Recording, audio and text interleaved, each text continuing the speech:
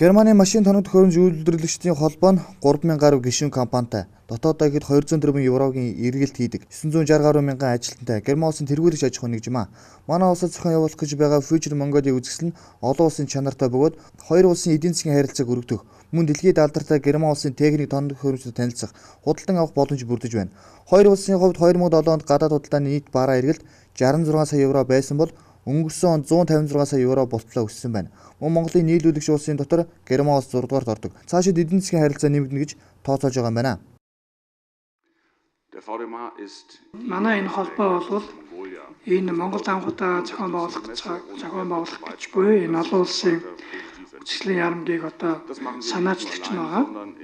За тэгээд бид бол энэ үзэсгэлэн яамгийг одоо зөвхөн өөрсдийн хүчээр зохион байгуулж байгаа бус.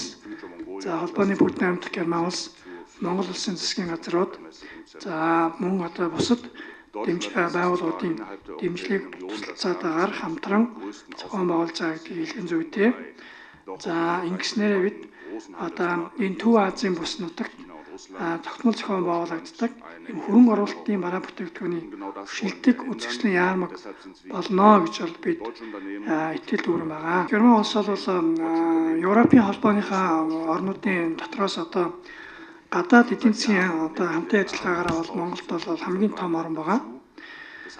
За гэхдээ мэдээж одоо Монгол орны хоёр хөршөө улс болох одоо Улсын холбооны улс бүгд найрамдах Хятад ард улстай харьцуулах юм бол гадаад одоо эдийн засгийн хамтын ажиллагааны хүчин чадал бол харьцангуй бага. Тийм учраас манай энэ Future Mongolia үзэсгэлэн яармаг бол бас энэ тодорхой өөрчлөлт ороход бол өөрийн хувь нэмрээ оруулах хэрэгтэй юм аа. Тийм учраас энэ удаа зохион байгуулж байгаа Future Mongolia үзэсгэлэн яамагт Германы компаниуд бол хамгийн олон таагаар оролцож байгаа болно. Future Mongolia үзэсгэлэн яармгийн зохион байгуулснаар цаашдын хөгжид үнэтэй хувь нэмэр оруулах гэж зохион байгуулсан зүйлс үзэж байна.